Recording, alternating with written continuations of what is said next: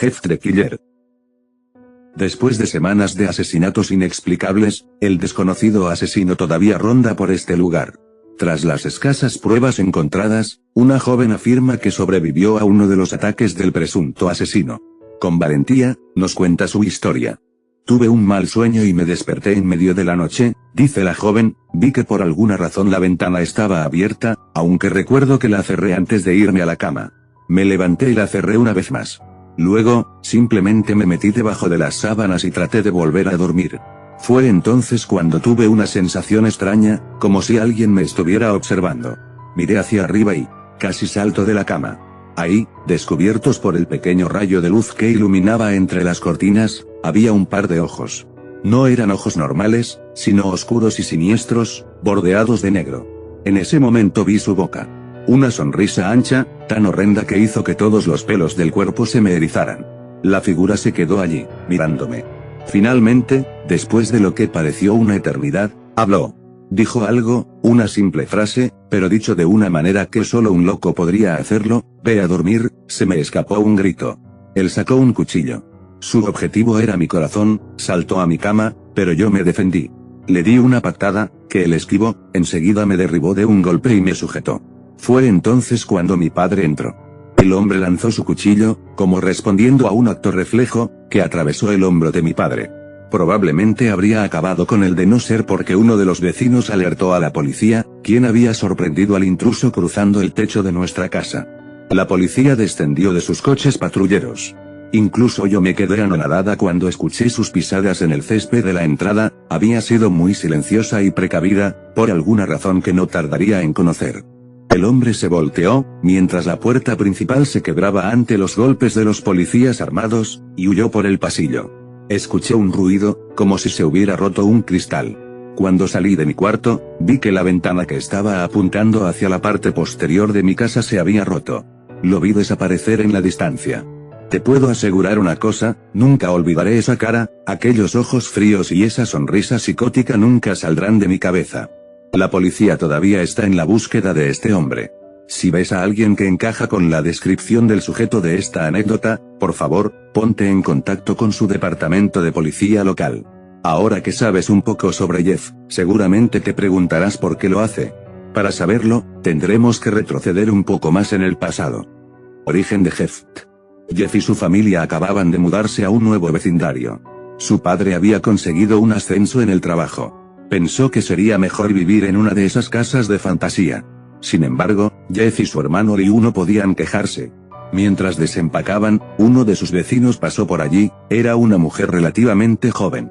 Buenos días, soy Bárbara, vivo al otro lado de la calle, solo quería presentarme a mí y a mi hijo. Se da la vuelta y llama a su hijo, Billy. Estos son nuestros nuevos vecinos. Billy dijo hola y corrió de nuevo a jugar en su patio.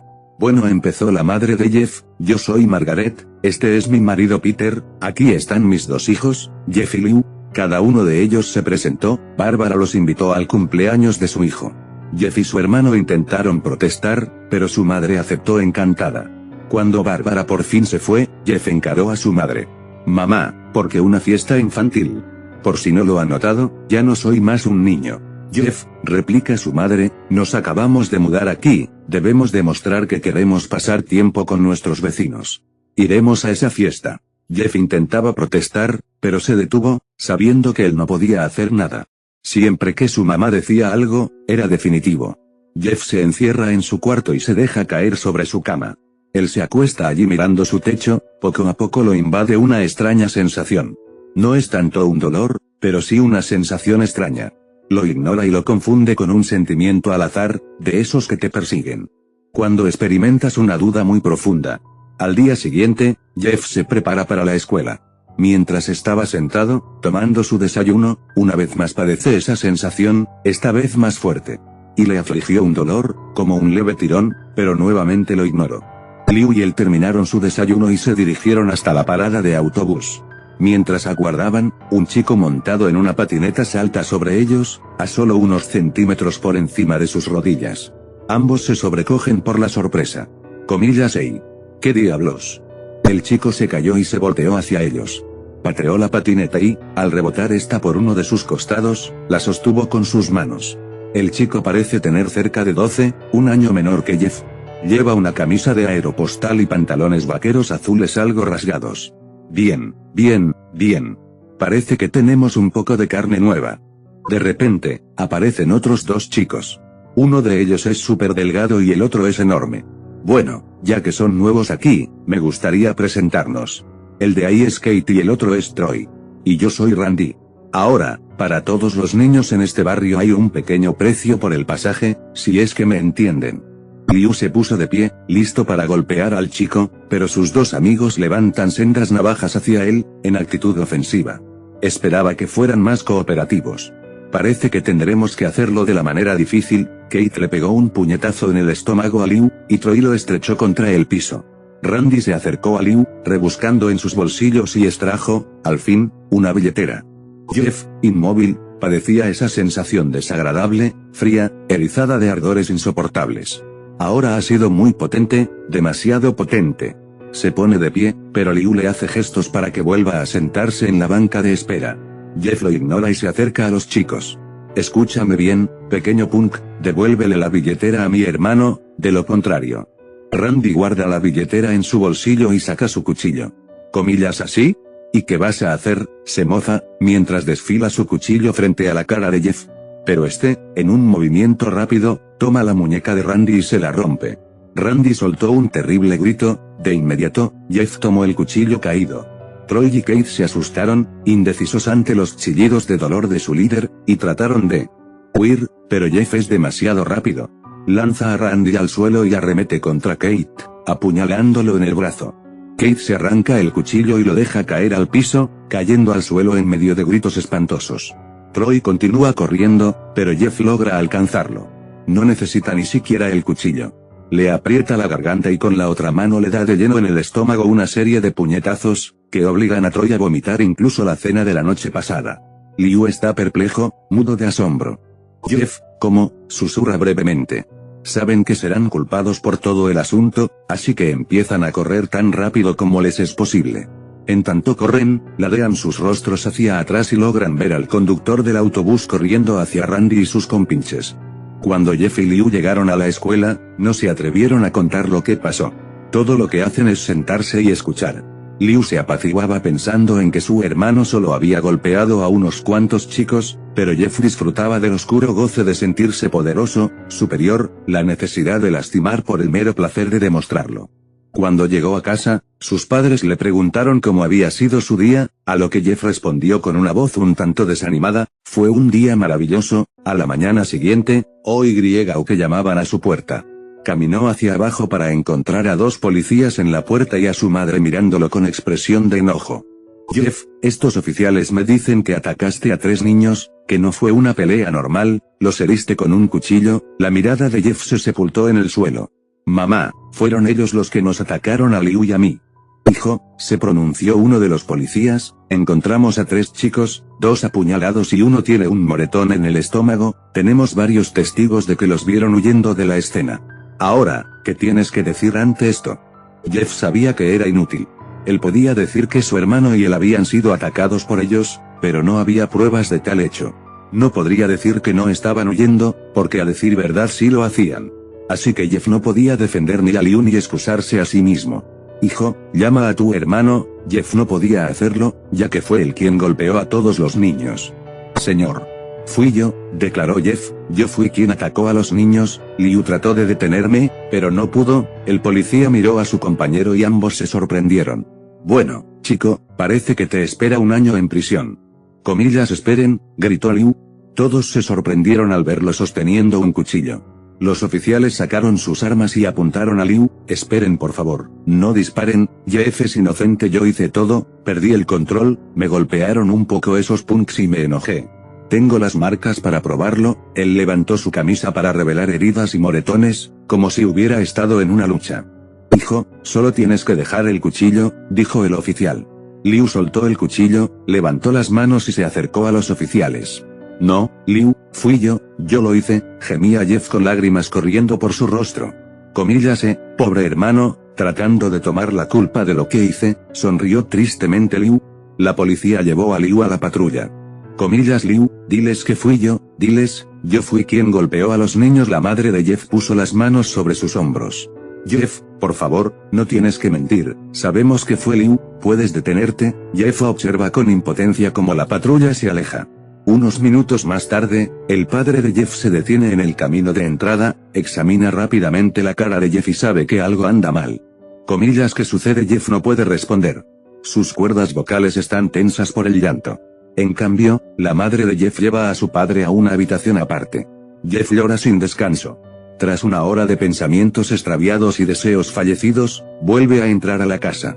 Sus padres están tristes y decepcionados. Él solo quiere dormir, en la esperanza de que el sueño le haga olvidar sus males. Pasaron varios días, sin noticias sobre Liu. No hay amigos para distraerse, nada más que tristeza y culpabilidad, por lo menos, hasta el sábado, día en que Jeff se despertó y vio a su madre jovial y risueña. Jeff, hoy es el día, saluda mientras abre las cortinas y la luz alumbra el cuarto de Jeff. Comillas, ¿qué día es hoy? Pregunta Jeff semidormido. Hoy es el cumpleaños de Billy, le responde su madre. Jeff se despierta rápidamente. Mamá, debes estar bromeando, ¿verdad? ¿Cómo puedes esperar que vaya a una fiesta después de? Hay una larga pausa. Jeff, ambos sabemos lo que pasó. Creo que esta fiesta podría ser lo que ilumine estos últimos días. Ahora, vístete. La madre de Jeff sale de la habitación y baja para prepararse. Jeff lucha por levantarse, realmente no tiene ánimos de hacerlo. Elige al azar una camisa y un par de pantalones vaqueros y baja por las escaleras. Su madre y padre se han vestido muy formalmente. Jeff, ¿es eso lo que vas a usar? Mejor ve y busca otra cosa, le recomienda su madre, disimulando su fastidio con una sonrisa. Jeff, a esta fiesta tienes que ir bien vestido, si quieres causar una buena impresión, explica su padre. Jeff empieza a gruñir y vuelve a subir a su habitación. Jeff empieza a gruñir y vuelve a subir a su habitación. Comillas, no tengo nada de ropa elegante, grita desde las escaleras. Solo tienes que elegir algo decente, insiste su madre. Mira a su alrededor, pero no encuentra nada decente. En su armario hay un par de pantalones de vestir negros que tenía para las ocasiones especiales, pero le hace falta una camisa que combine perfectamente. Hurgando durante unos minutos todavía, lidiando con que eso sí encaja y aquello no, logra toparse con una sudadera con capucha blanca, tendida en una silla. Le convence, así que la usa. Comillas, ¿eso es lo que llevarás?, le preguntan sus padres. Su madre mira el reloj. Oh, no hay tiempo para cambiarse, vámonos de una vez. Cruzan la calle hacia la casa de Bill. Tocan a la puerta, siendo recibidos en el acto por Bárbara junto y su esposo, quienes los invitan a pasar. Dentro de la casa abundan los adultos. Jeff no descubre el menor indicio de un niño. Los chicos están en el patio. Jeff, ¿qué te parece si conoces a algunos de los niños?, le invita Bárbara alegremente. En efecto, los niños están corriendo por el patio en trajes de vaqueros y se disparan los unos a los otros con pistolas de plástico. Jeff se queda de pie, algo incómodo. Entonces un chico se le acerca y le entrega una pistola de juguete y un sombrero. «Ey, ¿no quieres jugar?» «Ah, no creo, eso es para niños, estoy demasiado viejo para estas cosas». El chico lo mira con expresión de cachorrito enternecedor. «Porfa», suplica. «Está bien», murmura Jeff. Se pone el sombrero y finge dispararle a los niños. Al principio piensa que es totalmente ridículo, pero luego comienza a sentir que es realmente divertido. Puede que no sea algo súper genial, pero es la primera vez que él ha hecho algo que tiene fuera de su mente a Liu. Así que juega con los niños por un rato hasta que escucha un ruido, como de pesadas y diminutas ruedas girando en sus ejes. Luego, algo lo golpea en la nariz, parece una piedra. Cuando reacciona, se encuentra ante Randy, Troy y Kate. Todos acaban de saltar a través de la valla, balanceándose en sus patinetas. Jeff deja caer el arma de juguete y se quita el sombrero. Randy le clava en los ojos una mirada llena de ardiente odio. «Hola, Jeff, tenemos algunos asuntos pendientes, creo que estamos a mano, después de todo, los vencí a todos ustedes». «Son una mierda», le espetó Jeff. «Oh, no hay manera. Te patearé el culo ahora mismo». Randy se lanza sobre Jeff. Los dos caen al suelo. Randy golpea a Jeff en la nariz, y Jeff lo agarra por las orejas y le da de cabezazos. Luego lo aparta de un fuerte empujón. Los niños gritaban, corriendo donde sus padres, quienes aún estaban dentro de la casa. Troy y Kate desenfundan pistolas de sus bolsillos. «Será mejor que nadie nos interrumpa». Randy saca un cuchillo y apuñala a Jeff en su hombro, quien pierde el equilibrio al intentar evitar la hoja fría del arma. Randy se le abalanzó sin darle tiempo de respirar, cubriéndole el rostro de patadas. Jeff hizo fuerzas y tomó del pie a Randy, torciéndolo a sangre fría. Mientras Randy chilla, hecho un ovillo, Jeff se levanta y se dispone a retirarse cuanto antes. Pero entonces la mano de Troy le detiene, cogiendo su hombro herido. No lo creo, toma a Jeff por el cuello, sin dejar de apretar la herida de su hombro, y lo lanza contra el piso. Cuando Jeff trata de ponerse de pie, recibe una patada por parte de Randy, descargando más patadas hasta que le obliga a escupir sangre. Vamos, Jeff, pelea conmigo. Coge a Jeff del brazo y lo avienta fuera del patio, a la cocina. Toma una botella de vodka, puesta sobre la mesa, y rompe el cristal en la cabeza de Jeff. Comillas pelea, vocifera Randy, fuera de sí, empujando a Jeff a la sala de estar a fuerza de patadas y puñetazos. Vamos, Jeff, mírame. Jeff levanta la vista, con el rostro ensangrentado. Comillas conseguí que tu hermano fuera a prisión, y ahora solo vas a sentarte aquí y dejar que se pudra allí durante un año entero. Deberías avergonzarte. Jeff empieza a levantarse. Oh, por fin. Parece que ya quieres pelear. Jeff permanece en silencio, con la sangre y el vodka goteando de su rostro. Esa extraña sensación carcome su corazón, arde en sus venas, ese impulso animal de supervivencia que se pervierte, que adquiere el fuego de la locura primitiva. Por fin, vamos, arriba. En ese momento algo sucede dentro de Jeff. Todo pensamiento piadoso ha muerto, toda represión racional ha desaparecido, excepto el deseo de la muerte, la capacidad de engendrar dolor por el placer de saborear el sufrimiento ajeno. Incluso experimenta un vigor, una energía poderosa que alimenta sus músculos, que frunce su entrecejo y oprime su cerebro al máximo de adrenalina. No hay pensamientos, no hay siquiera una palabra en su mente, solo instintos, impulsos terribles e insondables como la naturaleza. Alza el puño y derriba a Randy, quien ha estado desprevenido, hablando de más. Instantáneamente, en cuestión de segundos, concentra la fuerza de su cuerpo en su puño y lo imprime directo en el corazón del pobre diablo. Randy jadea, cubierto de abundante sudor, agitándose con desesperación. Golpe tras golpe, Jeff le arrancó su último aliento. Todo el mundo está mirando a Jeff ahora. Los padres, los niños llorando, incluso Troy y Kate.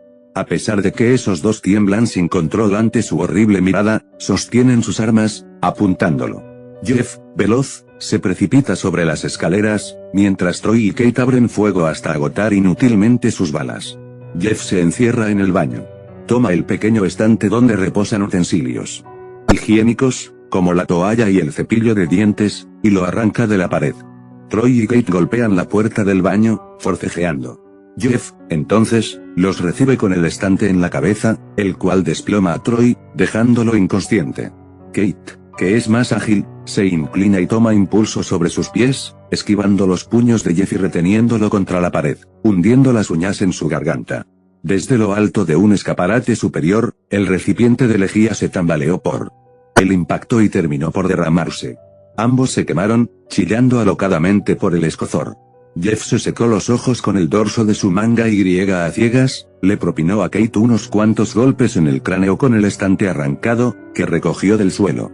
Mientras se desangraba lentamente, a Kate se le escapó una sonrisa siniestra.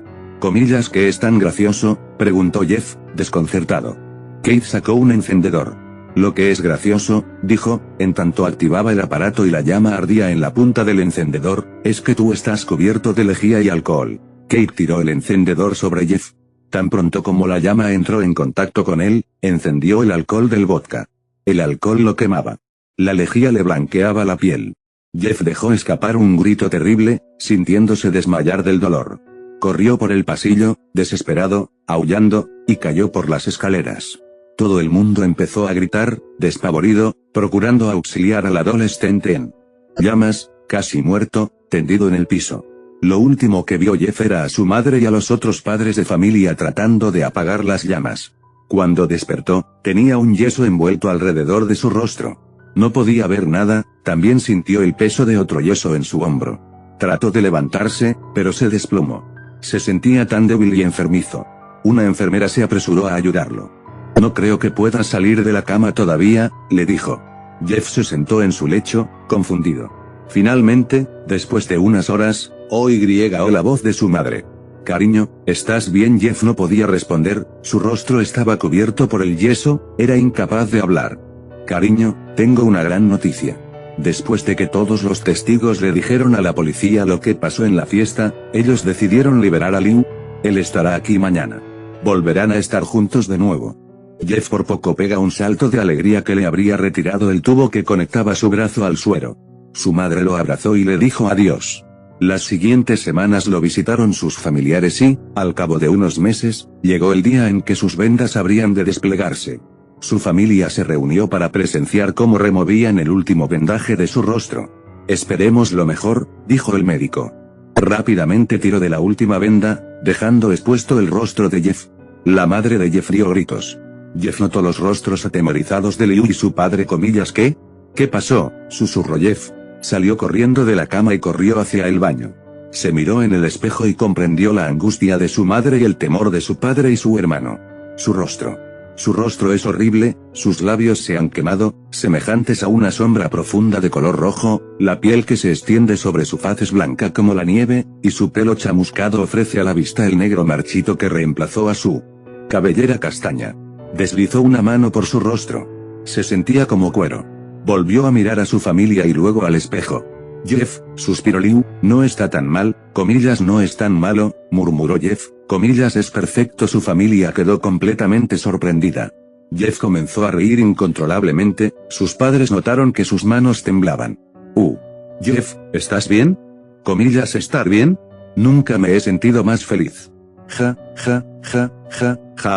Mírenme, este rostro combina a la perfección conmigo. No podía parar de reír. Él se acarició el rostro, mientras se miraba en el espejo.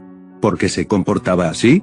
Ustedes recordarán que cuando Jeff peleó con Randy su mente fue devastada por la locura, una que dormía en su espíritu y que se alzó infernal y demoníaca cuando su juicio crítico no pudo contener más los instintos oscuros de Jeff. Doctor, inquirió la madre de Jeff, ¿está bien mi hijo? Bueno, ya sabe, de la cabeza, sí, este comportamiento es típico de los pacientes que han tenido grandes cantidades de calmantes para el dolor. Si su comportamiento no cambia en unas pocas semanas, tráiganlo de vuelta aquí y le realizaremos un examen psicológico. Gracias, doctor. La madre de Jeff se acercó a cariño, es hora de irse. Jeff mira hacia otro lado del espejo, su cara todavía se ensancha en una sonrisa loca. ¡Ay mamá! Su madre lo tomó del hombro y lo condujo despacio a tomar su ropa. Esto es lo que traía, se limitó a decir la señora de la recepción. Los pantalones de vestir negro y la sudadera blanca se hallaban libres de rastros de sangres. La madre de Jeff lo vistió dentro de una habitación pequeña. El crepúsculo de la tarde enrojecía el cielo cuando la familia de Jeff volvió a casa, ignorantes de que ese sería su último día. Más tarde, a mitad de la noche, la madre de Jeff se despertó por causa de un sonido proveniente del cuarto de baño. Parecía el ruido de llanto y de suspiros entrecortados. Intrigada, se aproximó al baño y abrió la puerta. El espectáculo era horrendo. Jeff había tomado un cuchillo y se había tallado una sonrisa de oreja a oreja, surcando sus mejillas exageradamente. Jeff, ¿qué estás haciendo? Jeff miró a su madre. No podía seguir sonriendo mamá. Me dolió un poco, ahora puedo sonreír para siempre. La madre de Jeff notó sus ojos, rodeados de negro, ni siquiera pestañeaba. Jeff, tus ojos. No podía ver mi rostro, me cansé y mis ojos comenzaron a cerrarse, me quemé los párpados. Ahora siempre podré ver mi nuevo rostro. La madre de Jeff retrocedió lentamente. ¿Qué pasa mamá? ¿Acaso no soy hermoso? Sí lo eres. Déjame ir a buscar a papá para que pueda ver tu bello rostro. Ella corrió a la habitación y sacudió al padre de Jeff. Mi amor, saca el arma. Se detuvo cuando vio a Jeff en la puerta, con un cuchillo. Mami me mintió, eso es lo último que dijo Jeff, antes de lanzarse contra ellos con el cuchillo de carnicero en alto. Su hermano Liu despertó de improviso con un desagradable sabor en la boca y el corazón palpitándole a 1000 por hora. Creyó que era cuestión de un mal sueño, así que cerró los ojos. Cuando se encontraba a un paso de sumirse en el sueño, tuvo la extraña sensación de que alguien lo estaba observando. Miró hacia arriba, pero antes de poder decir algo, la mano de Jeff cubrió su boca. Poco a poco, su propio hermano levantó el cuchillo, con la muerte sombría en sus ojos. Liu se esforzó por incorporarse, luchó y pataleó, pero el oxígeno huía de su pecho, ahogándose. Entonces Jeff le susurró con una sonrisa gigantesca y retorcida, SHHH, ve a dormir.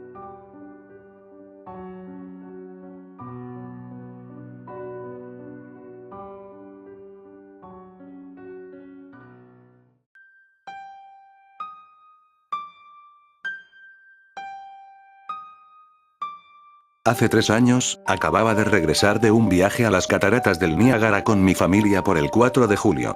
Estábamos exhaustos luego de conducir todo el día, así que pusimos a los niños en la cama y nos fuimos a dormir. A las 4 de la madrugada me desperté con la idea de que mi esposo había ido al baño. Aproveché para jalar las sábanas, despertándolo en el proceso. Me disculpé y le dije que pensé que se había levantado de la cama. Cuando me vio, suspiró y retiró sus pies de la orilla de la cama tan rápido que su rodilla casi me tiró. Me agarró y no dijo nada. Luego de ajustar mi vista a la oscuridad por medio segundo, fui capaz de distinguir qué causó la reacción. Al pie de la cama, sentado y viéndonos de lejos, había lo que pensé era un hombre desnudo, o un gran perro sin pelo de algún tipo. Su posición era perturbadora y no natural, como si hubiese sido arrollado por un auto.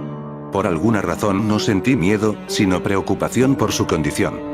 Hasta ese momento, estaba bajo la asunción de que debíamos ayudarlo. Mi esposo estaba viendo sobre su brazo y la rodilla, doblado en posición fetal, ocasionalmente viéndome antes de regresar la mirada a la criatura. En un movimiento veloz se arrastró hacia nosotros, a un lado de la cama, hasta quedar a poco menos de 30 centímetros del rostro de mi esposo. Por medio minuto, en silencio, solo lo observó. Se levantó y corrió al pasillo en dirección a los cuartos de los niños. Grité y fui tras él para detenerlo y evitar que los hiriera. Cuando llegué al pasillo, la tenue iluminación era suficiente como para verlo agachado y jorobado a unos 6 metros a la distancia. Estaba cubierto de sangre y tenía a Clara, mi hija. La arrojó bruscamente y huyó por las escaleras cuando mi esposo le disparó con su arma desde la habitación. Una gran herida atravesaba el pecho de Clara y con esfuerzo se mantenía consciente. Llamamos a una ambulancia e inútilmente tratamos de detener el sangrado. Mi esposo maldecía iracundo y lloraba descontrolado. Presenciar la vida de mi hija terminar me tenía paralizada y escuchar los lamentos de su hermano menor ante la situación fue insoportable. Sin darme mucha oportunidad de reaccionar, mi esposo tomó a Clara y la llevó a la camioneta, desesperado por la ausencia de ayuda la encaminó él mismo al hospital. Estoy segura de haberla escuchado decir él es el rastrillo en una débil y esforzada voz previo a que dejara la habitación. Impactaron violentamente contra un camión de carga que frecuentaba la ruta de nuestro pueblo, murieron casi instantáneamente. En pocos días la noticia se movilizó entre los medios. La policía ayudó un poco al principio y el diario local tomó mucho interés en ello. Pero nada jamás fue publicado, y la nota en las noticias locales nunca tuvo seguimiento. Por varios meses, mi hijo Justin y yo nos quedamos en un hotel cercano a la casa de mis padres. Después de que decidimos regresar a casa, comencé a buscar respuestas por mí misma. Eventualmente encontré a un hombre en otra ciudad vecina que tuvo una historia similar. Entramos en contacto y comenzamos a hablar de lo ocurrido. Conocía a otras 2 personas que habían visto a la criatura que ahora llamaremos el rastrillo, en Nueva York. Nos tomó a los 4 casi 2 años de buscar en internet y escribir cartas para obtener una pequeña colección de lo que creíamos que eran registros del rastrillo. Ninguno dio detalles, historia o seguimiento. Una jornada involucraba a la criatura en sus primeras 3 páginas, y nunca la mencionaba de nuevo. El diario de un marinero no explicaba nada del encuentro, solo diciendo que el rastrillo le ordenó largarse del puerto en el que recientemente había desembarcado. Fue la última entrada del diario. Eran varias las instancias en que la visita de la criatura era una en una serie de visitas a la misma persona. Muchos daban registro de que el rastrillo les habló, mi hija incluida en esos testigos. Esto nos llevó a preguntarnos si el rastrillo nos había visitado anteriormente antes del último encuentro. Puse una grabadora digital cerca de mi cama y la dejé corriendo por toda la noche, cada noche, por 2 semanas. Oía con interés los sonidos cada día que me despertaba. Para terminar con la segunda semana, estaba acostumbrada al sonido usual del sueño mientras oía el audio a 8 veces la velocidad normal, por cerca de 1 hora diaria. Casi a finales del primer mes oí algo diferente. Una voz aguda, estridente. Era el rastrillo. No pude escucharlo lo suficiente como para transcribirlo. No había dejado que nadie lo oyera. Todo lo que sé, es que lo oí antes, y ahora sé que habló cuando estaba sentado frente a mi esposo. No recuerdo haberlo oído en ese momento, pero, por alguna razón, la voz en la grabadora inmediatamente me lleva de vuelta a ese momento. Los pensamientos que debieron pasar por la mente de mi hija me hicieron enojar. No he visto al rastrillo desde que arruinó mi vida, pero sé que ha estado en mi habitación mientras dormía. Sé y temo que un día despertaré para verlo de pie, con su mirada vacía puesta sobre mí.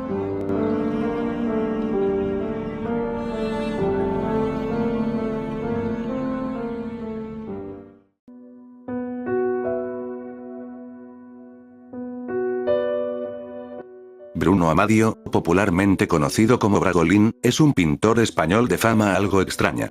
Nacido en Sevilla, es el supuesto creador de una serie de dibujos conocidos como Los Niños Llorones. Según la leyenda, este pintor, frustrado por su nula fama como artista, habría hecho un pacto con el diablo para que sus pinturas fueran bien recibidas por la sociedad.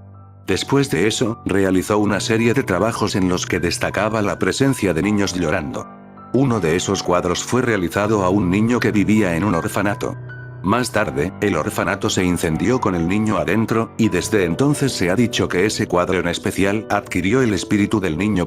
Este fue el cuadro del que más copias se reprodujeron en España y se distribuyeron al mundo. En los 50 se dieron muchos casos de casas incendiadas donde se encontraba una reproducción de dicho cuadro, quemándose todo, incluido cadáveres, y lo curioso de todo esto es que el cuadro permanecía colgado en la pared sin un solo rasguño. Los que investigaron el caso no hallaron una explicación a este fenómeno, solo lo llamaron la maldición del niño llorón. Según como se observe el cuadro, se puede ver el rostro de un demonio en él, para ello hay que darle la vuelta 90 en sentido de las agujas del reloj. Se dice que al ver el cuadro, uno siente como el niño de ojos llorosos y mirada tierna te sigue con la mirada, se siente un ambiente que te pone los pelos de punta. Mucha gente posee este cuadro, pero dice que solo ataca a aquellos que descubren que el cuadro está encantado. En la noche se escuchan lamentos lejanos, el niño sale del cuadro, sube a tu habitación y te quita la vida, si es que no mueres antes de la impresión al ver su rostro endemoniado. Luego incendia la casa con todos adentro y borra así la evidencia de su crimen.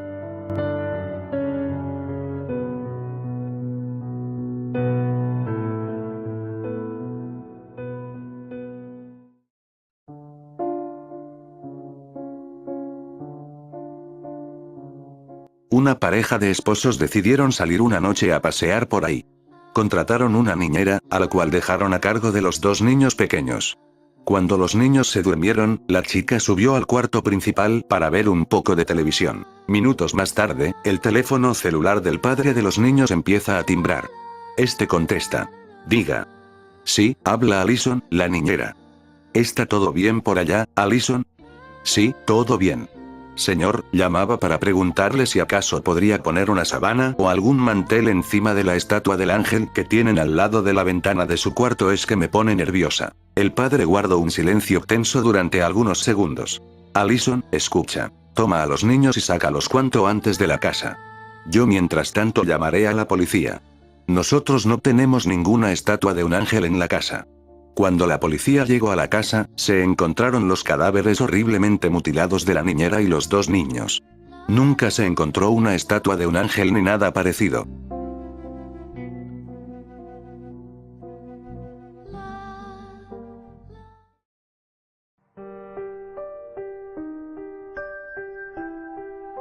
Investigadores rusos a finales de los 40s mantuvieron a 5 personas despiertas por 15 días utilizando un estimulante basado en gas. Los tuvieron encerrados en un ambiente sellado para monitorear cuidadosamente el uso de oxígeno, de manera que el gas no los matase, debido a las altas concentraciones de gas. Esto fue antes de que existiera el circuito cerrado, por lo que tuvieron que usar micrófonos y ventanas con grosor de 5 pulgadas para observar a los sujetos.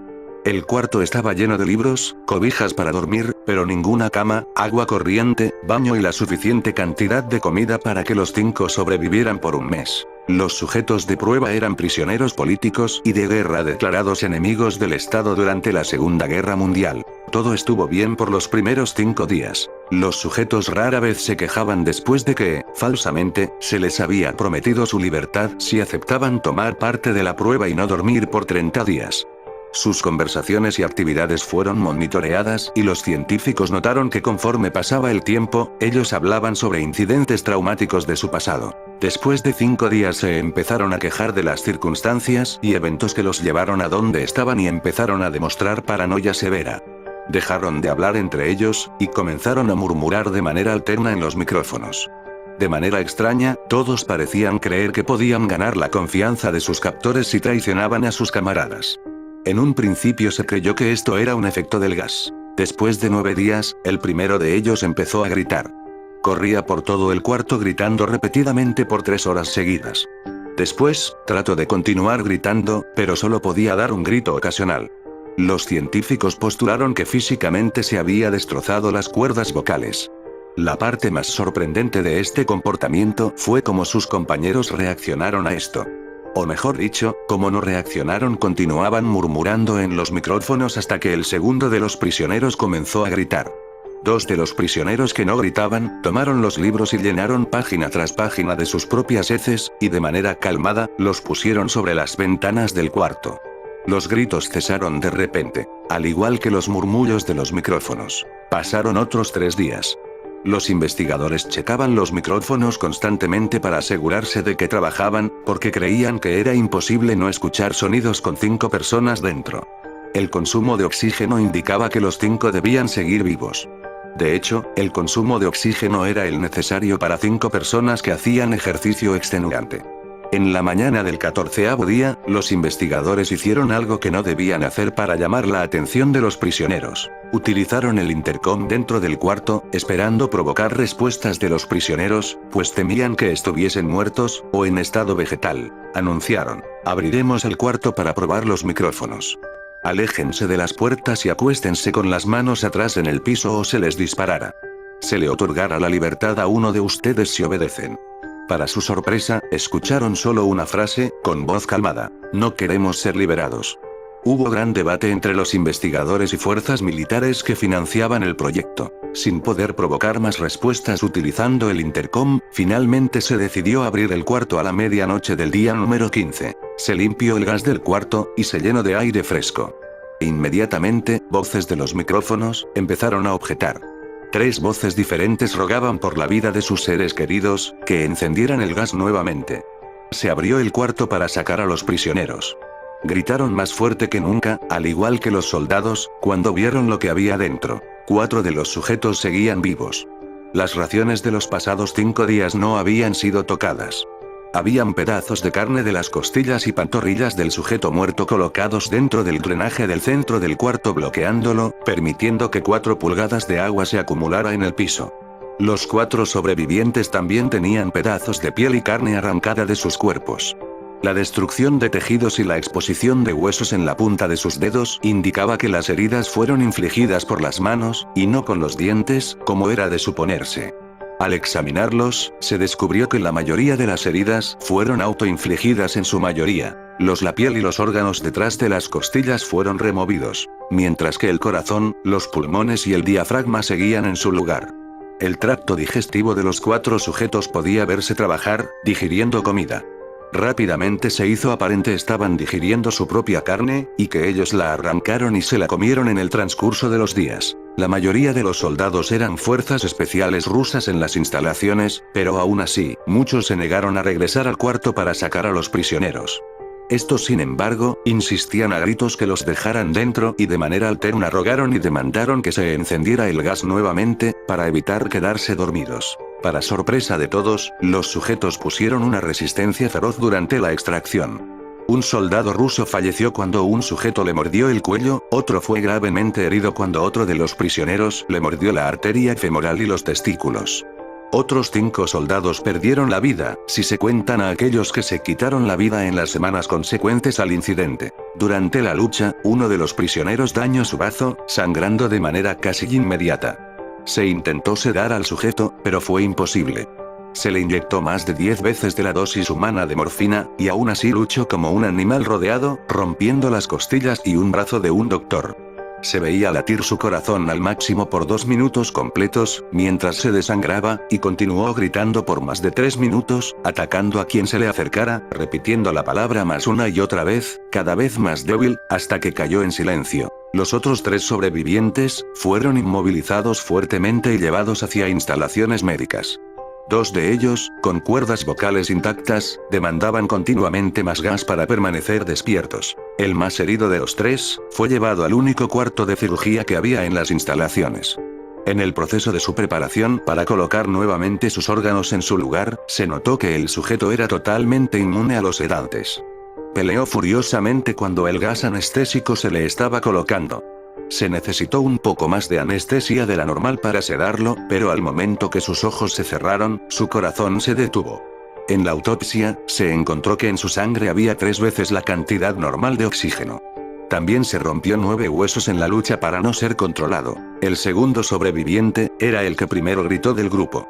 Con sus cuerdas vocales destruidas, él no pudo objetar la cirugía, y solo reaccionaba agitando violentamente la cabeza en desacuerdo cuando se le administraba el gas anestésico.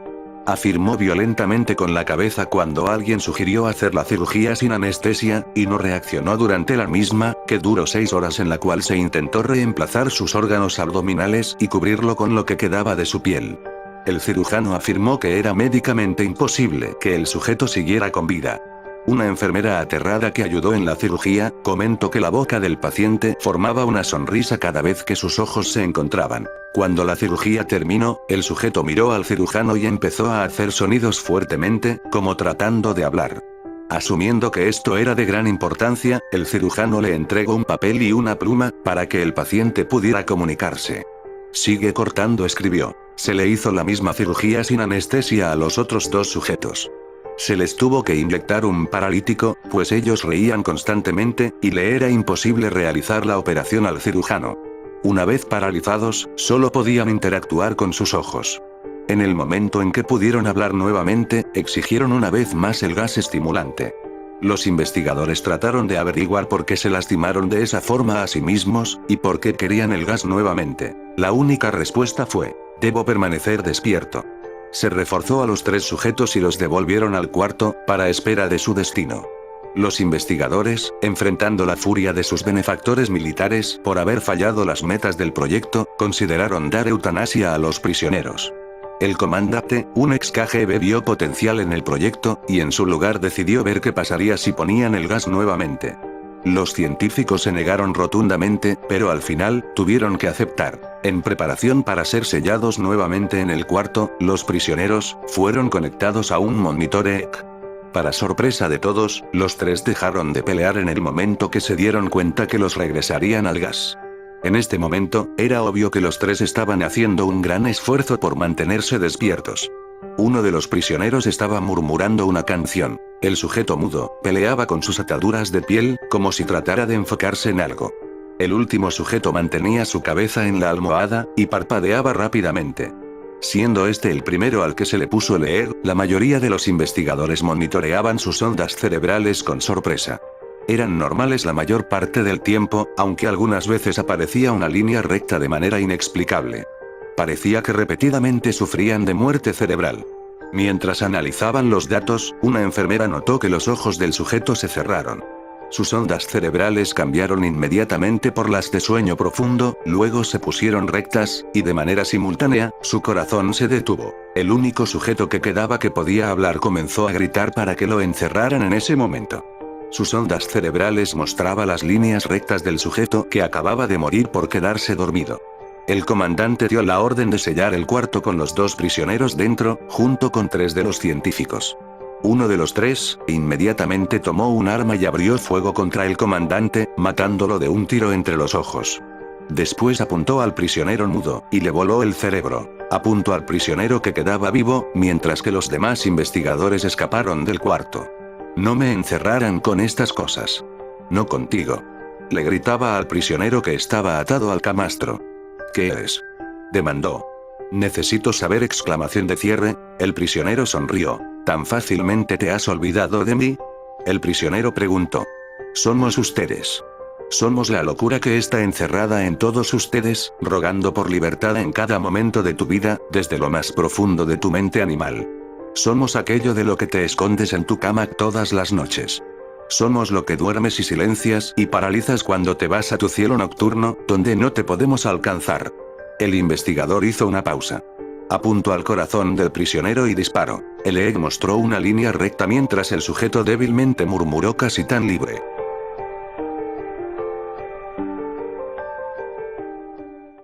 Ella es Lisa, es mi amiga. Mi mamá y mi papá no pueden verla, entonces dicen que es mi amiga imaginaria.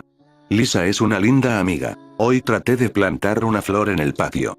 Traté de plantarla en la caja de arena, pero Lisa dijo que allí su papá estaba descansando, así que la planté en un vaso de lodo. Lisa estuvo conmigo en la escuela hoy. La llevé para que la conocieran todos, pero la señorita Monroe se enojó, porque no podía verla. Lisa se puso triste, así que escondió el borrador de la pizarra. Ayer fue mi cumpleaños. Mami compró pizza, pero nadie vino. Lisa dijo que vinieron a la entrada y se fueron. Pero dejaron regalos. Me regalaron 3 Barbies, un par de zapatos y $5. Yo y Lisa jugamos a las Barbies. Señorita Monroe no vino hoy, así que nuestra sustituta hoy se llama señorita Digman. Ella es linda y bonita, y nos deja tener tiempo libre. Me gustaría que fuera siempre nuestra profesora. Hoy Jonathan Parker robó mis crayones. La señorita Digman no pudo encontrarlos, así que hizo que él me diera sus crayones. Lisa vino a la escuela también, pero la señorita Digman no la puede ver. Ella dice que cree que Lisa es real. Lisa y yo fuimos a caminar, hasta que salió la luna. Papi se enojó y dijo que Lisa era estúpida, falsa y ella desapareció. Hoy Lisa no vino a la escuela, pero la señorita Digman dijo que la señorita Monroe no volverá. Papi estuvo en el trabajo todo el día, ayer. Él no vino a casa para cenar, hoy todavía está en el trabajo. Mami me puso un flan para el almuerzo. El flan es mi favorito. Extraño a Lisa, papi está realmente ocupado en el trabajo, no vino a casa el fin de semana. Mamá está enojada con él. Voy a escribir una carta a Lisa. Querida Lisa. Te extraño. Por favor vuelve. Lo siento que papi fuera grosero contigo. Eres mi mejor amiga. Lisa volvió ayer. Ella se disculpó por dejarme, y dijo que mi papá nunca volvería del trabajo. Lisa dijo que él y la señorita Monroe están descansando igual que su padre. Espero que se despierten pronto.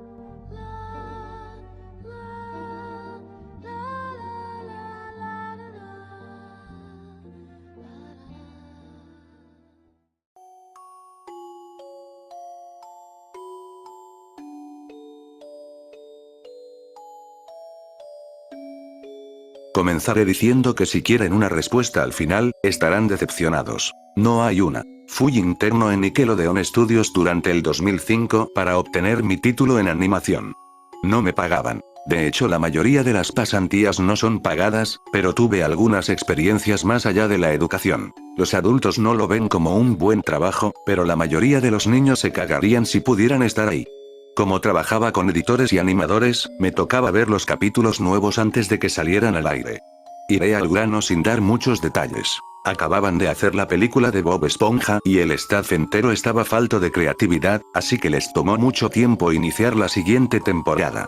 Pero en realidad, el retraso duró más por razones perturbadoras. Hubo un problema con el primer episodio de la temporada que retrasó por meses a todos y a todo. Otros internos y yo estábamos en el cuarto de edición junto con los animadores principales y los editores de sonido, listos para hacer el corte final.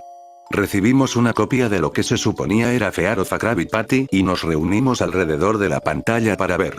Ahora, dado que no era el corte final, a veces los animadores ponían un título falso en tono de broma, un chiste interno como cómo no funciona el sexo en lugar de Rockabye Valve cuando Bob y Patricio adoptan una ostra. Nunca fue nada en particular gracioso, pero siempre fueron chistes relacionados con el trabajo. Así que cuando vimos como título Squidward's Suicide, el suicidio de Calamardo, no pensamos que fuera algo más que una broma mórbida. Uno de los internos incluso emitió una risa seca. Comienza con la música alegre de siempre. Inicia con Calamardo, practicando con el clarinete, errando algunas notas como siempre. Oímos a Bob riéndose afuera. Calamardo se detiene y le grita que se calle, puesto que tiene un concierto esa noche y necesita practicar.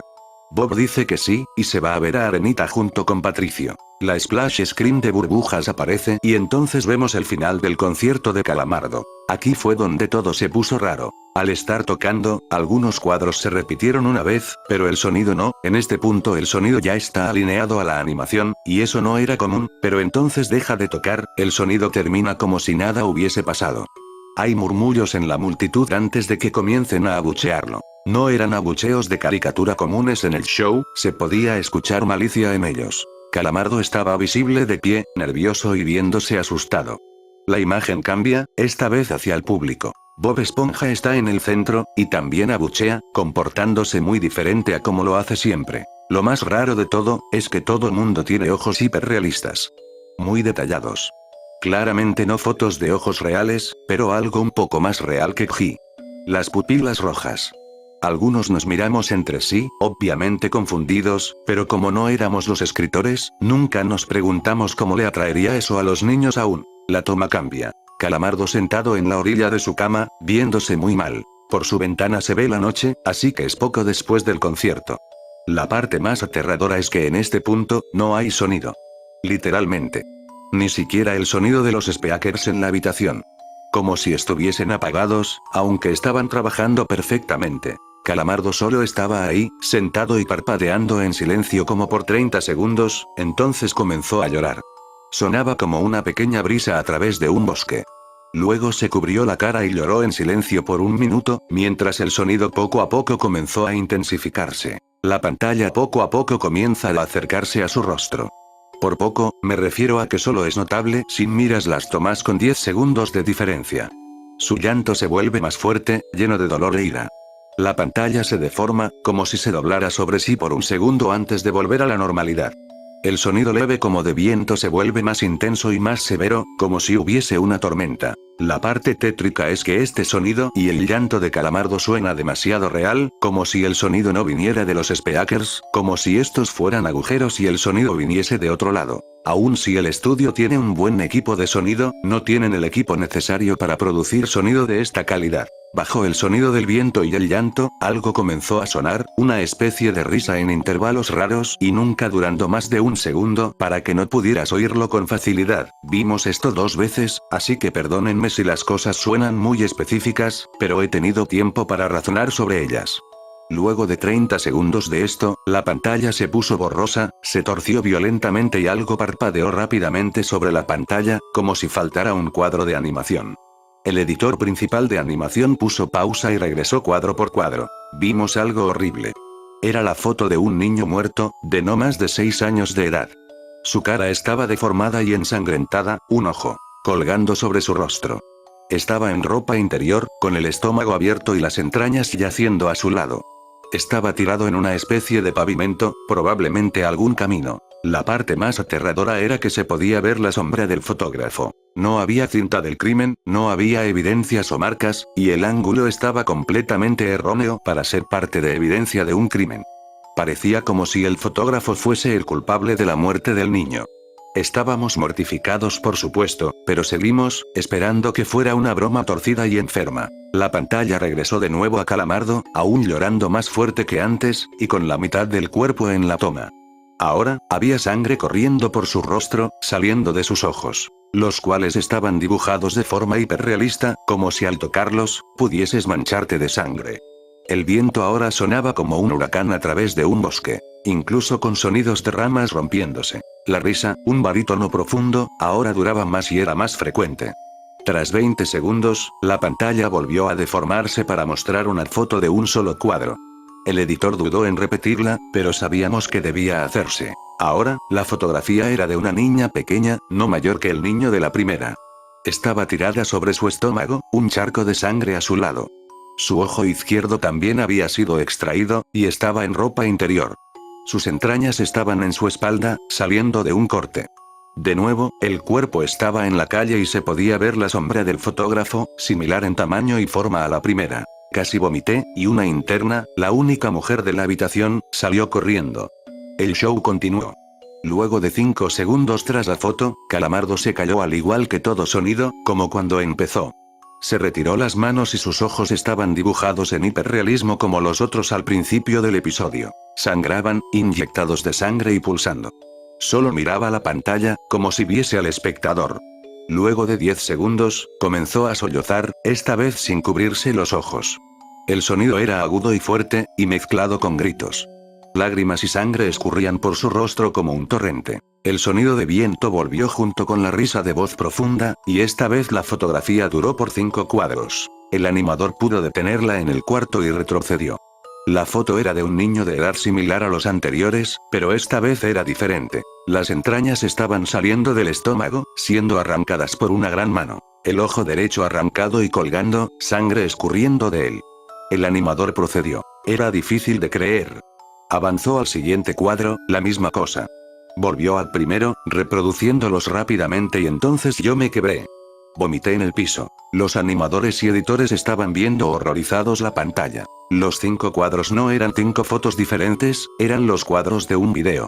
Vimos cómo la mano levantaba lentamente las tripas, vimos los ojos del niño enfocándose en la mano, y vimos parpadear al niño los últimos 2 cuadros.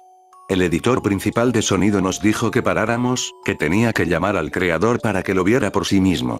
El señor Hillenburg arribó 15 minutos después, confundido y sin saber por qué lo habían llamado, así que el editor siguió con el episodio. Una vez que terminaron los cuadros, Calamardo volvió a aparecer, viendo al espectador, la toma enfocada en su rostro por 3 segundos.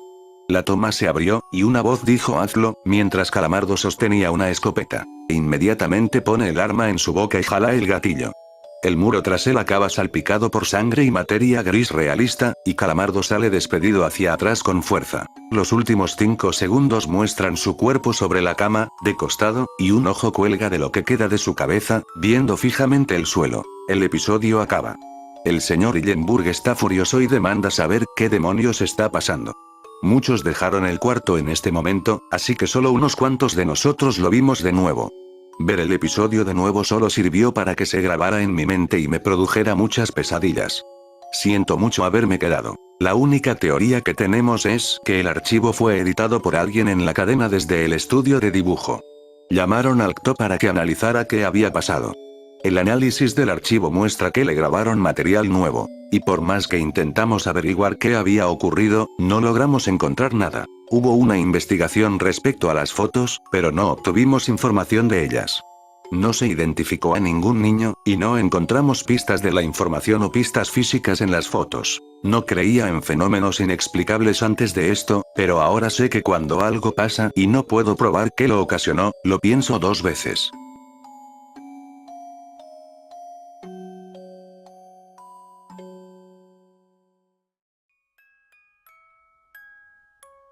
En Estados Unidos, cada vez que te internan en un hospital, colocan en tu muñeca una pulsera blanca con tu nombre para poder identificarte.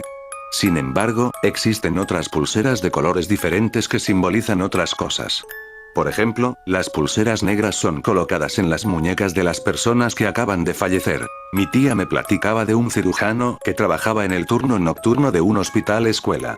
Acababa de terminar una operación e iba en camino al sótano. Entró en el elevador y había otra persona con él. Casualmente, se puso a platicar con la mujer sobre tonterías mientras el elevador descendía. Cuando la puerta del elevador se abrió, vio que una joven estaba a punto de entrar.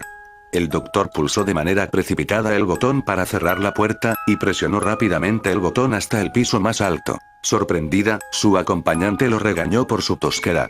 El doctor le respondió: esa era la paciente que acabo de operar. Murió durante la operación. ¿No viste la pulsera negra que estaba usando? La mujer sonrió, levantó su brazo, y dijo: ¿una pulsera como esta?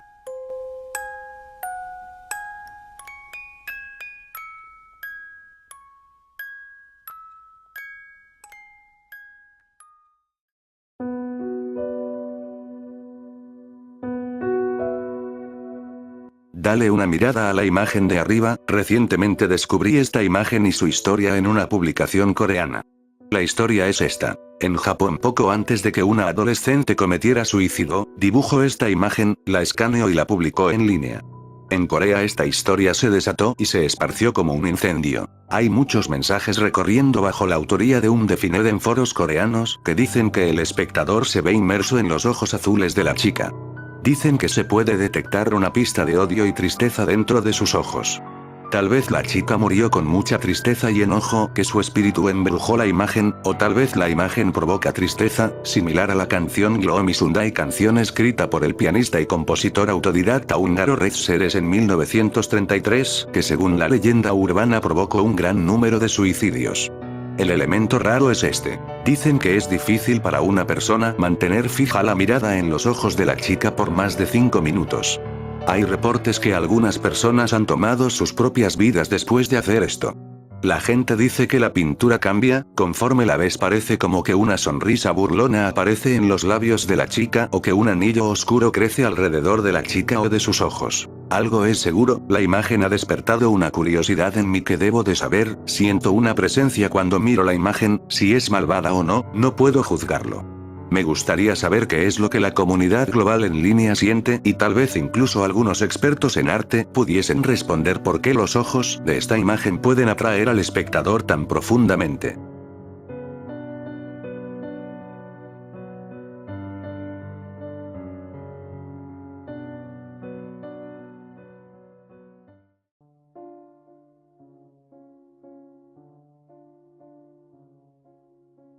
Escribo porque no tengo nada mejor que hacer, porque necesito que sepan la verdad y porque es lo único que él me deja hacer. Lo que ocurrió es tan bizarro, paranormal e ilógico que no podría imaginar que mucha gente crea lo que estoy por contar. Soy un escritor de una editorial muy exigente, justo había terminado un buen libro de autosuperación, pero tenía errores y me habían obligado a corregirlos para entregarlo de nuevo una semana después. Siempre fui un amante de los animales y no estoy en mi ciudad natal, vine porque en esta ciudad está el plantel principal de la editorial, solo estoy de viaje y vengo de lejos, no pude traer mis mascotas por lo largo del viaje, estoy en un pequeño departamento sin compañía, iba directo a una tienda de mascotas para conseguir un compañero temporal, y no sentirme solo mientras estaba encerrado arreglando los pequeños errores del libro. Camino hacia el lugar me topé con un gato que no tenía ojos. Extrañamente no me dio miedo, incluso me dio lástima, así que decidí tomarlo.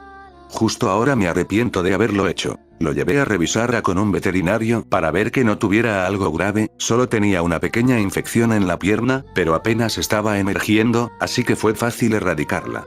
En la sala del veterinario era fácil notar que yo era el único al que no le daba asco la situación del gato, nunca le puse nombre, tanto porque no me dio tiempo, como que todavía no me quería encariñar tanto con él. Una vez en casa lo dejé que jugara libre por el apartamento. A pesar de estar ciego parecía saber exactamente dónde estaba y cómo moverse por el lugar, no me pareció extraño, solo pensaba en lo prepotente que se habría de sentir el pobre animal. Mientras él jugaba, yo comencé a corregir los primeros errores del libro en mi laptop. Inmediatamente me fui a dormir, todo normal, fue a la mañana siguiente cuando todo comenzó. Créanme o no, cuando desperté, había frente a mí, yo volteando directamente al techo, un hombre viéndome a los ojos, parado a un lado de mi cama, o eso creía que hacía, pues ese hombre no tenía ojos con que verme, solo veía un par de cuencas vacías. Grité como cualquier persona normal lo haría, estaba paralizado, en eso el hombre se deja caer al piso para andar a cuatro patas, se acurruca en una esquina, saca de su bolsa una libreta con una pluma y comienza a escribir. Tuve la fuerza de levantar la cabeza, el hombre no reaccionó, poco a poco me levanté, aprovechando lo concentrado que estaba él en su libreta, me acerqué a la puerta y la intenté abrir. Tenía algo abajo que lo atoraba. Intenté sacarlo, cada vez con más desesperación y sin ningún efecto positivo. Me acerqué a la ventana, estaba tapizada de mucho papel de libreta, era la base en la que había comenzado a escribir mi libro, apenas pocos rayos de luz entraban, lo suficiente para iluminar la habitación. Intenté quitarlos pero parecían estar perfectamente aferrados a la ventana, la golpeé sin un buen resultado. Volteé y desde su esquina el hombre me estaba observando fijamente, con la fuerte oscuridad interna de sus ojos. Con mucho miedo y temblando demasiado me esforcé en preguntarle, ¿quién eres? ¿Qué quieres de mí? Recibí un fuerte maullo a cambio, me hizo pensar un poco y busqué un poco en el cuarto, aún temblando y con su mirada inexistente, fija y penetrante encima de mí. No veía al gato ciego en ningún lado. Entonces lo noté. Aquello que tanto me observaba era mi gato. Al notar que me había dado cuenta de lo que ocurría, él se me acercó, yo desesperado intentaba alejarme de él en vano, y se arrulló conmigo ronroneando, a estas alturas yo estaba a punto de llorar. Cuando vi que se durmió, intenté pensar alguna solución, en ese momento no pude hacer nada, pues si me movía seguro él se despertaría, sin saber cómo ni por qué, caí dormido. Desperté y él estaba de nuevo en su esquina escribiendo en su pequeña libreta, esta vez volteando hacia mí varias veces para luego continuar escribiendo en su libreta, me levanté, esta vez con más confianza porque noté que él no planeaba hacerme daño. Me dio hambre, entonces volvió el pánico de nuevo, estaba encerrado en mi propia habitación, no podía salir a la cocina, no tenía que comer. Mientras pensaba esto escuché un pequeño crujido, era el estómago del gato. Los dos volteamos al mismo punto, su panza, luego él me volteó a ver a mí, sin nada que hacer, y yo con los nervios de punta por su mirada oscura tan penetrante le dije un poco tartamudo: no puedo salir a la cocina, solo si me dejas salir podremos comer. Al oír esto me observó por 2 segundos más y volvió a su libreta, pensé y busqué soluciones, no había ninguna, estaba y sigo encerrado aquí, con él. Solo pude pensar en una cosa, en un solo plan: que me rescataran. En menos de una semana la editorial notaría que no aparecí, intentarían contactarme, no respondería, hablarían a la policía e irrumpirían aquí. Si el gato pudo volverse humano, o humanoide, o lo que quiera que sea eso, podrá volver a lo que antes fue, entonces parecerá que simplemente me encerré yo solo aquí, y el gato saldrá inocente y atrapará a alguien más. En este momento comienzo a escribir esto, para que cuando entren aquí y me vean muerto de hambre, lean esto y se encarguen del maldito gato. Han pasado 3 días de lo último que escribí, muero de hambre y parece ser que él también, pero no hace nada, sigue escribiendo, sigue observándome, pareciera que me analiza, soy su experimento, soy su muñeco de prueba, ¿qué quiere de mí? ¿Por qué hace esto? ¿No fui el único al que se lo ha hecho? Quiero salir de aquí, quiero que ese gato se aleje de mí, no le puedo hacer nada, no cambiaría nada, seguiré atrapado aquí si lo mato, debo seguir su juego, terminar su prueba, quizás así me deje salir, quizás así quede en libertad, solo debo esperar, dejarlo a él terminar, no preocuparme y seguir tranquilo, estoy al borde de la locura, ayuda por favor, ayuda, ayúdenme, no quiero seguir aquí. ¡Ayuda! Texto encontrado junto a un cuerpo dentro del departamento, el cuerpo se encontró en la cama, sobre él un gato negro y sin ojos. Al cuerpo le faltaban partes de su piel, debajo de las manos habían restos de carne, y lo más espeluznante, parecía que alguien le había arrancado los ojos. Los policías antes de leer esto creían que el estrés había llevado al escritor al borde de la locura, para encerrarse él solo y alimentar a su gato y él mismo con su propia carne. El diario encontrado a un lado del cadáver dio a entender otra cosa. En cuanto los policías entraron al cuarto, el gato volteó y los miró con la profunda oscuridad de sus cuencas vacías. Miró fijo a uno de los policías ahí presentes y extrañamente ese fue el único al que el pánico no poseyó, tomó al gato entre sus brazos mientras registraban el lugar. Al irse todos, y antes de que alguien pudiera leer el diario, ese policía se fue directo a su casa con el felino. Desde hace 4 días no se tienen noticias de él ni de su familia.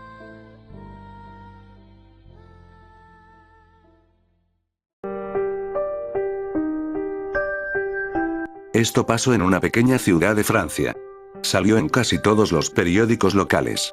Una niña de 9 años, hija única, de padres de gran influencia, tenía todo lo que hubiese querido y deseado una niña, pero con una soledad incomparable.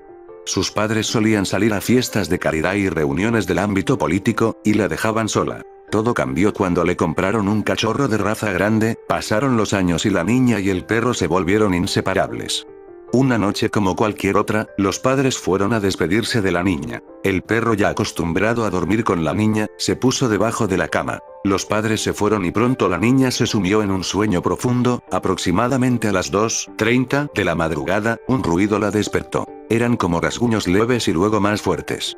Entonces, temerosa, bajó la mano para que el perro la lamiese, era como un código entre ella y el perro, lo hizo y entonces se tranquilizó y durmió otra vez. Cuando se despertó por la mañana descubrió algo espantoso. En el espejo del tocador había algo escrito con sangre que decía: no solo los perros lamen. Entonces dio un grito de terror al ver a su perro crucificado en el suelo de su habitación. Se dice que cuando los padres volvieron estaba totalmente trastornada y solo decía: ¿quién me lamió?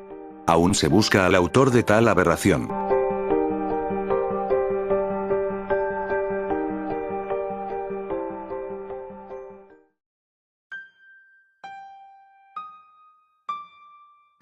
Durante mi infancia, mi familia era como una gota de agua en un río vasto, nunca permaneciendo en una misma locación por mucho. Nos asentamos en Rhode Island cuando tenía 8, y ahí nos quedamos hasta que fui a la universidad en Colorado Springs.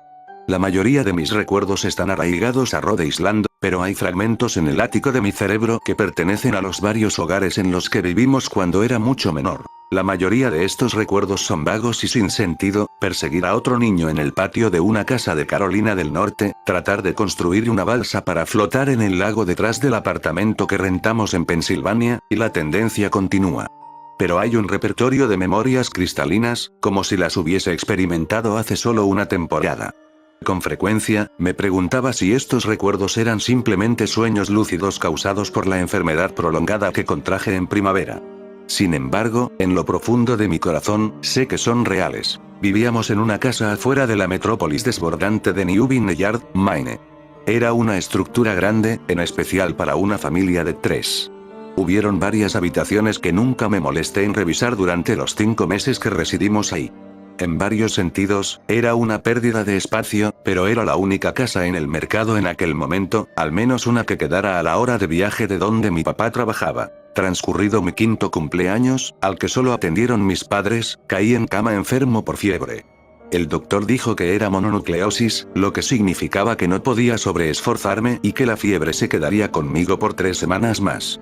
La necesidad de estar encamado no pudo ser más inconveniente, puesto que estábamos en el proceso de empacar nuestras cosas para mudarnos a Pensilvania y la mayoría de mis posesiones ya habían sido confinadas a cajas, dejando mi habitación desértica. Mi mamá me traía ginger ale y libros varias veces al día. El aburrimiento siempre acechaba desde el otro lado de la esquina, queriendo asomar su desagradable rostro y martillar sobre mi miseria. No recuerdo precisamente cómo conocí a Mr. Widemouth, señor Bocón. Creo que fue alrededor de la semana en la que me dieron el diagnóstico. Mi primera memoria de la pequeña criatura fue preguntarle si tenía nombre. Me dijo que lo llamara Mr. Widemouth, porque su boca era larga. De hecho, todo en él era grande en comparación a su cuerpo, su cabeza, sus ojos, sus orejas curvadas, pero su boca era, por mucho, lo más largo. «Te ves como un Furby», le dije en tanto él se sumergía en uno de mis libros. Mr. Widemouth se detuvo y me lanzó una mirada de confusión. «¿Furby? ¿Qué es un Furby?», preguntó. Me encogí de hombros. «Ya sabes, el juguete. El robot pequeño de orejas grandes. Lo puedes acariciar y alimentarlo, casi como si fuera una mascota». Ah, Mr. Widemouth retomó su actividad, para luego decir. «No necesitas uno de esos. No son iguales a tener un amigo de verdad». Recuerdo que Mr. Widemouth desaparecía cada vez que mi mamá se pasaba para ver qué tal seguía. «Me escondo debajo de tu cama», me aclaró después. «No quiero que tus padres me vean, porque temo que no nos permitirán seguir jugando». No hicimos mucho durante los primeros días. Mr. Widemouth solo hojeaba mis libros, fascinado por las historias y las imágenes que contenían. A la 3ª o 4ª mañana luego de haberlo conocido, me saludó con una gran sonrisa en su rostro. «Tengo un juego nuevo al que podemos jugar.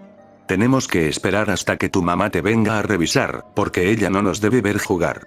Es un juego secreto». Después de que mi mamá me trajera más libros y soda a la hora usual, Mr. Widemouth se deslizó de debajo de mi cama y me tomó de la mano. «Tenemos que ir a la habitación al final de este pasillo». Me opuse al comienzo, dado que mis padres me habían prohibido abandonar la cama sin su permiso. Pero Mr. Widemouth persistió hasta que desistí. El cuarto en cuestión no tenía ningún mueble o papel tapiz. Su única característica distintiva era una ventana en el lado opuesto a la entrada. Mr. Widemouth corrió por la habitación y abrió la ventana con animosidad. Luego me alentó a ver hacia el terreno debajo. Estábamos en el 2º piso de la casa, pero ahora nos ubicábamos en una colina, y desde ese ángulo la caída era mucho más precipitada debido a la inclinación. «Me gusta fantasear aquí», explicó Mr. Widemouth. «Pretender que hay un trampolín grande y acolchonado bajo la ventana, y saltar. Si fantaseas con esmero, rebotas hasta acá como una pluma. Quiero que lo intentes». Yo era un niño de 5 años con fiebre, así que solo una pizca de escepticismo atravesó mis pensamientos en tanto miraba hacia abajo y consideraba la posibilidad. «Es una gran caída», le dije. «Pero eso es parte de la diversión. No sería entretenido si solo fuera una caída corta. Si fuera así, mejor saltas en un trampolín real». Jugué con la idea, imaginándome mientras buceaba entre la delicadeza del aire, solo para rebotar de vuelta hacia la ventana en algo que era invisible para el ojo humano. Pero el realismo prevaleció. «Quizá en alguna otra ocasión», concluí. «No sé si tengo suficiente imaginación. Me podría lastimar». Apenas por un instante, el rostro de Mr. Widemouth se contorsionó en un semblante de desaprobación. Y el enojo dio lugar a la decepción. «Si tú lo dices», me contestó. Pasó el resto del día bajo la cama, tan callado como un ratón. La mañana siguiente, Mr. Widemouth llegó sosteniendo una caja. «Quiero enseñarte a hacer malabares», me dijo. «Aquí hay unas cosas que podemos usar para practicar antes de que comience con las lecciones». Miré en la caja. estaba llena de cuchillos. Mis padres me van a matar. Le grité, aterrorizado con que hubiera traído cuchillos a mi habitación, objetos que mis padres nunca me permitirían tocar. Me van a nalguear y castigar por un año.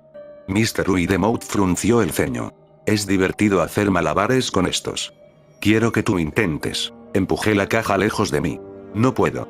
Me meterá en problemas. Los cuchillos no se tiran al aire. El ceño de Mr. Widemouth se acentuó. Agarró la caja y se deslizó bajo mi cama, permaneciendo ahí por el resto del día. Me comencé a preguntar qué tan a menudo estaba debajo de mí. Tuve problemas para dormir luego de esto. Mr. Widemouth me despertaba por las noches con frecuencia, diciéndome que había puesto un trampolín real en la caída de la ventana, uno grande, uno que no podría ver por la noche. Siempre lo ignoré y traté de volver a dormir, pero Mr. Widemouth insistía. Más de una vez se quedó despierto a mi lado hasta temprano por la mañana alentándome a saltar. Ya no era divertido jugar con él. Mi mamá vino una mañana y me dijo que tenía su permiso para caminar afuera. Pensó que el aire fresco me caería bien, especialmente luego de estar confinado a mi habitación por tanto tiempo. Eufórico, me puse mis tenis y troté hacia el porche, añorando la sensación del sol en mi rostro. Mr. Widemouth me estaba esperando. Tengo algo que quiero que veas, me dijo. Debí de haberle respondido con una mirada reticente, porque luego acotó. ¿Es seguro? Te lo prometo. Lo acompañé por el inicio de un sendero que se extendía desde el bosque tras la casa. Este es un camino importante, me explicó. He tenido muchos amigos de tu edad. Cuando están listos, los llevo por este sendero hacia un lugar especial. Tú no estás listo aún, pero un día espero poder llevarte. Regresé a casa preguntándome qué clase de lugar yacía más allá del camino. 2 semanas después de que conocí a Mr. Widemouth, la última carga de nuestras cosas había sido empacada en un camión de mudanza. Yo iría en la cabina del camión, sentado junto a mi padre, durante el largo viaje hacia Pensilvania. Consideré decirle a Mr. Widemouth que me marcharía, pero incluso a los 5 años de edad comenzaba a sospechar que las intenciones de la criatura no tenían en mente mi bienestar, a pesar de que él estipulara lo contrario. Por esta razón, decidí mantener mi partida en secreto. Mi papá y yo estábamos en el camión a las 4 de la madrugada. Él esperaba llegar a Pensilvania por la tarde del día siguiente con la ayuda de suministros infinitos de café y bebidas energéticas. Parecía más un hombre que estaba por correr en un maratón que uno que estaba a punto de pasar 2 días sentado. ¿Suficientemente temprano para ti?, me preguntó. Yo asentí y coloqué mi cabeza contra la ventana, esperando dormir antes de que el sol saliera. Abrí mis ojos en tanto nos colocábamos en la carretera. Vi la silueta de Mr. Widemouth en la ventana de mi cuarto, parado y sin moverse hasta que el camión avanzó por la carretera principal. Entonces se despidió lastimeramente con una mano. No le devolví el gesto. Regresé a New Vineyard luego de varios años. La parcela de tierra sobre la que se alzaba nuestro hogar ahora estaba vacía, excepto por los cimientos, dado que la casa sucumbió a un incendio años después de que nos mudamos. Por curiosidad, seguí el camino que Mr. Widemouth me enseñó en el bosque. Una parte de mí esperaba que me sobresaltara desde atrás y me sacara la mierda del susto, pero sentí que Mr. Widemouth se había ido, como si estuviera atado de alguna forma a la casa que ya no existía. El camino terminó en un cementerio de New Vineyard. Noté que muchas de las lápidas pertenecían a niños.